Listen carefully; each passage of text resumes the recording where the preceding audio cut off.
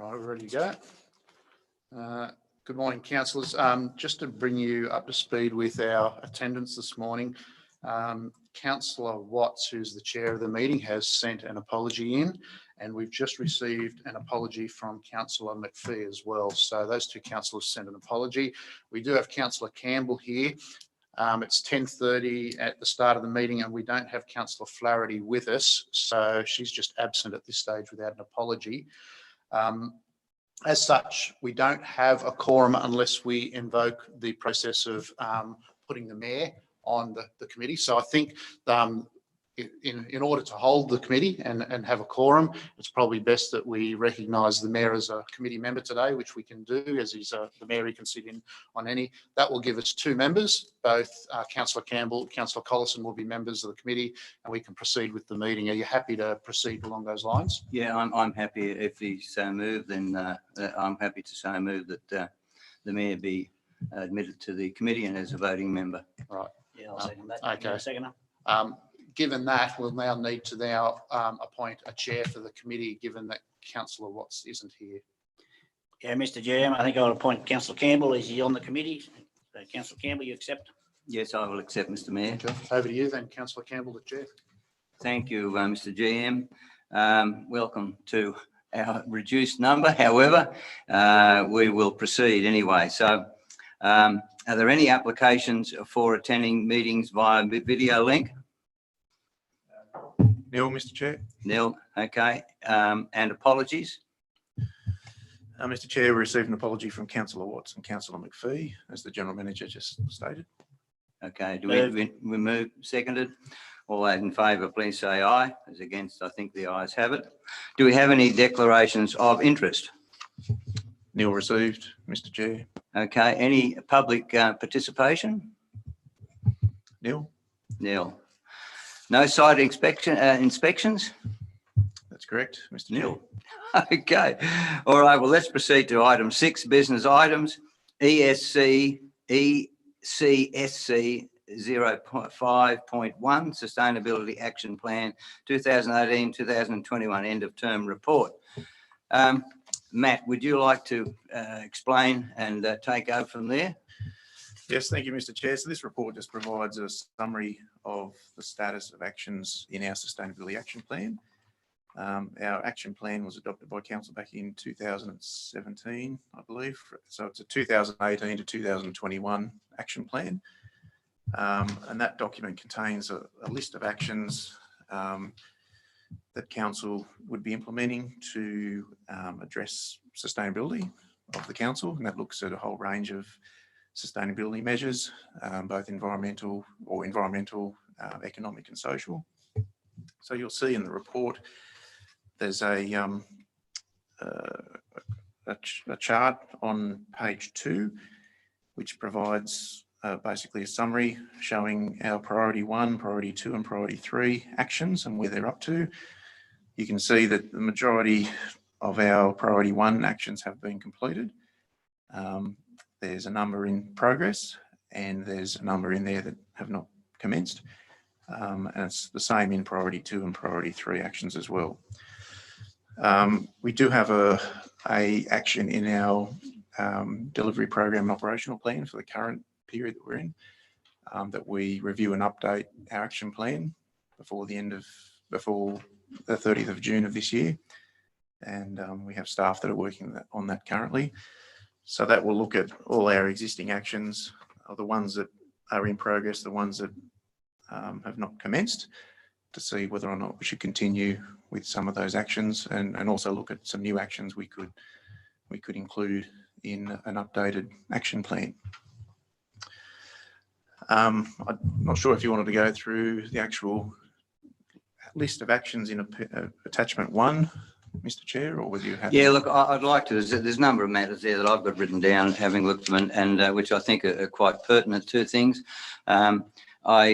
Basically the overall plan, I think, is a move towards getting things done a little bit better and a bit cheaper, etc. And but there are some things that I'd like to want to ask for more clarification, if I may. 7.30. promote active transport through the region, such as safe pathways for school project. Has there been any extra funding given to councils for putting in extra footpaths, etc.? And that, I mean, it's quite pertinent for me being at Merriwall with the proposed cycle footpath being in that area, and I just wonder whether there's any monies that will be coming from the government to extend those programs in the other areas in the Shire. Through Mr. Chair, I'm not aware of actually, I'd probably have to take that on notice. I'm not sure exactly how much funding, if the funding levels have increased over time, or if there's additional funding heading our way. The General Manager may have some information in that regard. Typically, we have a program of footpath and cycleway development, but we are reliant on individual grant applications for each and every one. So as grant applications come through, if they fit the process in regards to footpaths or cycleways, so some of them through active community funding and the like, then we'll apply for them. But predominantly it's grant funding. Okay, not unlike what happened at Merriwall. Yeah. Okay. The other thing that I have, which has been mentioned to me quite a lot at Merriwall, is 9.30, the cardboard recycling. It had caused especially a difficulty, particularly one business, or perhaps probably two businesses out there. How can we help them to recycle that cardboard in a more effective way? Because what was happening is that they had to break down all of those boxes and things that came in, and it was quite an onerous task. They weren't complaining about the fact that it was being recycled, but it was the way in which they had to bring these things done. Is there anything we can do regarding that? I think it now would be mainly IGA, the particular Merriwall, the tyre service, that particular where he used to get those boxes in from his Can-Am quads, etc. They no longer have that agency now, but it's quite an onerous task. So can you enlighten us on that? Yeah, thank you, Mr. Chair.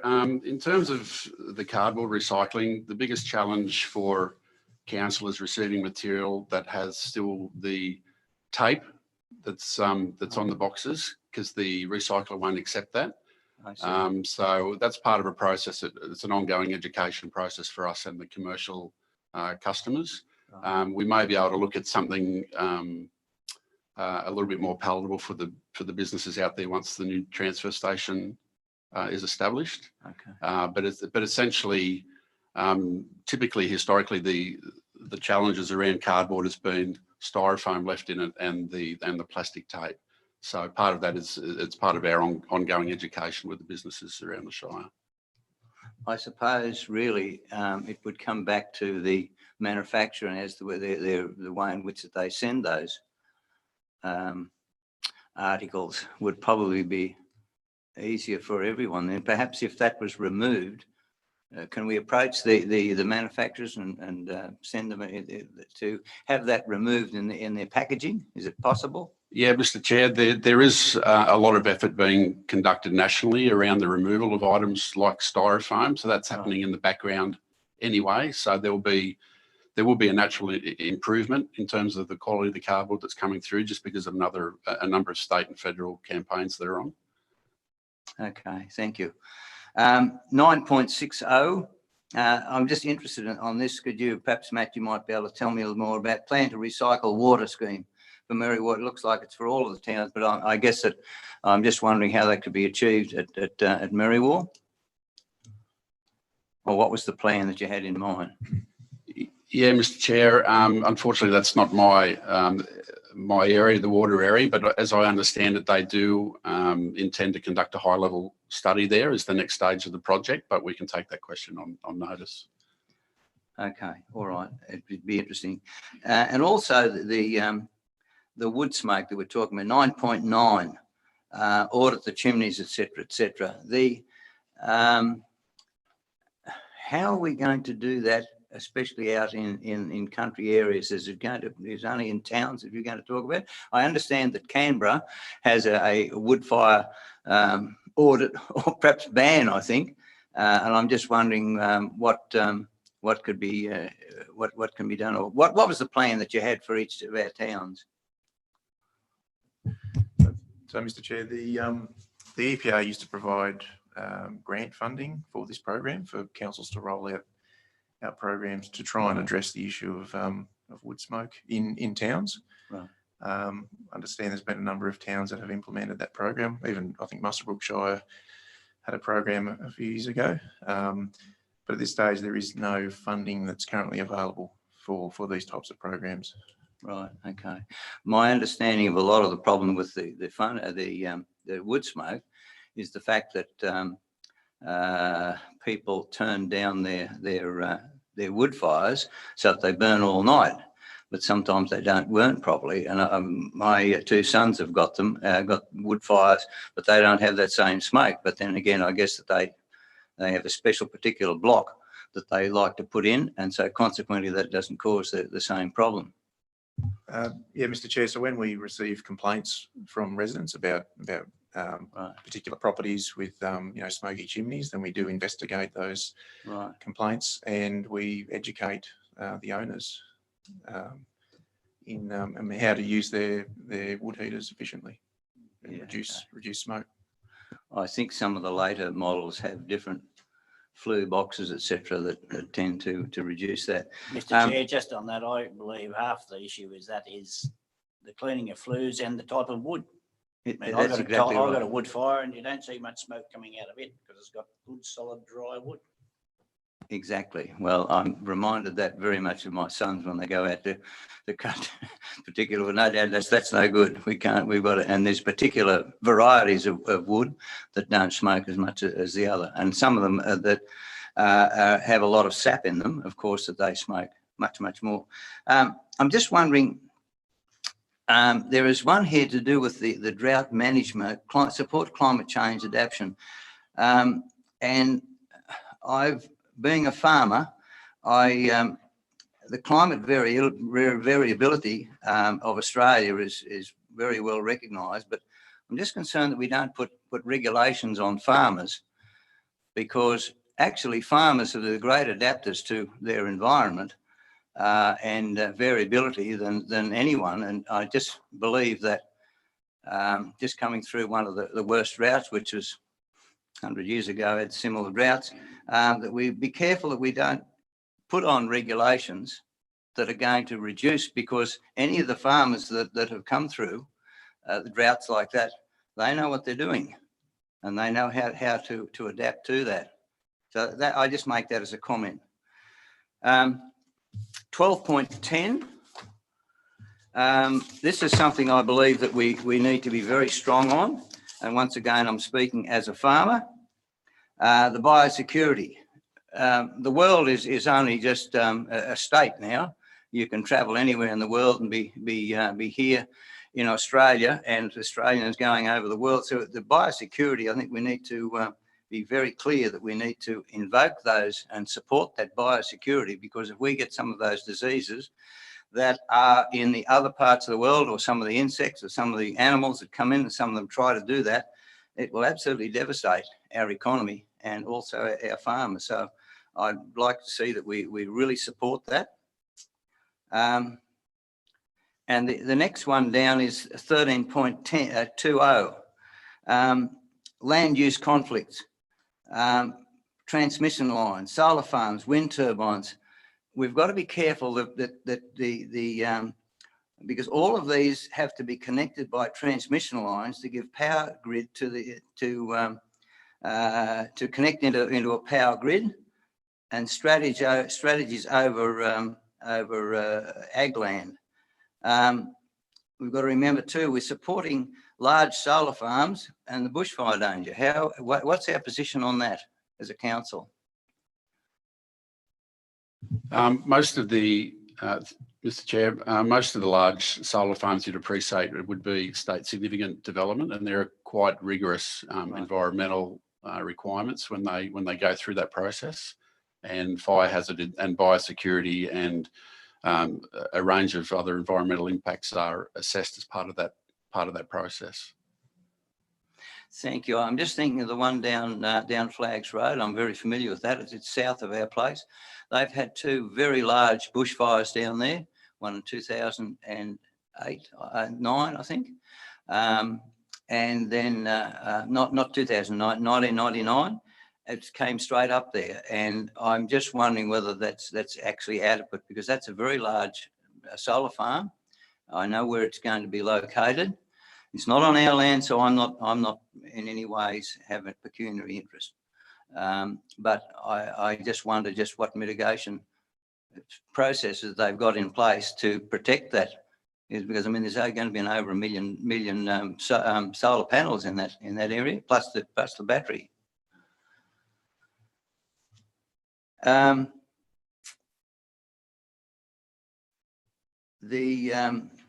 13.30 strategic land use mapping across the Shire. Is there any update on that? Because the Mirrabooka Cassilis Alliance took a very strong stand on that, not against the renewables, but on the actual route that the transmission lines were taking. And I will say this, that unfortunately, I believe the Upper Hunter Shire Council only gave tacit support to that. It wasn't strong support, but it was something that affected farmers on good agricultural land. We're not stopping. They were not stopping. I'm not the chairman. It was my son who was the chairman. But I just think that we need to be very aware of that, because there are other transmission lines that are going to come down from the north to connect into the grid. We've got to be very mindful of how that's going to affect the agricultural land in the Mirrabooka Plateau.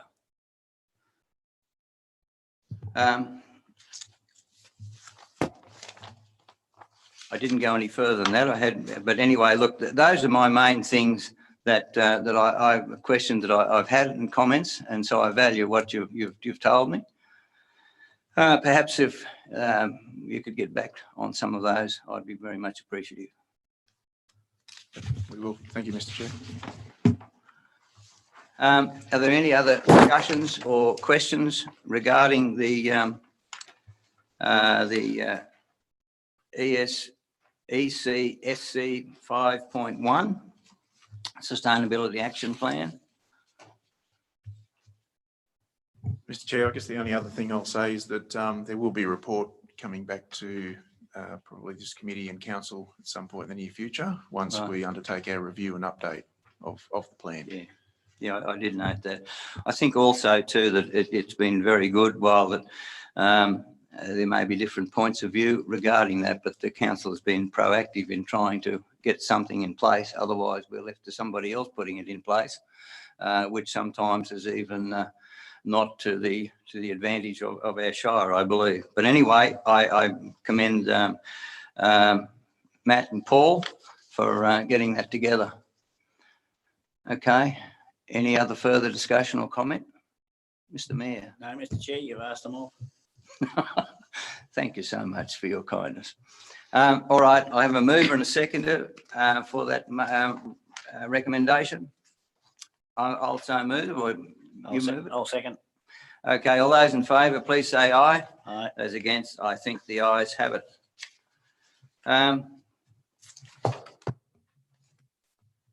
Any councillor questions with notice? Nil received, Mr. Chair. Matt, you have said nil so many times. All good. Well, thank you Just very a much. Comment, Mr. Chair. Yes. As we can see today, if I wasn't present, the meeting wouldn't have took place. You've driven all the way from Merriwar. Can I just, Matt, document in the meetings that I think it's councillors should RSVP. I know we got issues this morning with sickness and whatever, but councillors need RSVP whether they're coming to a meeting or they're declining. So we'll save both of us coming in long distances and not have meetings.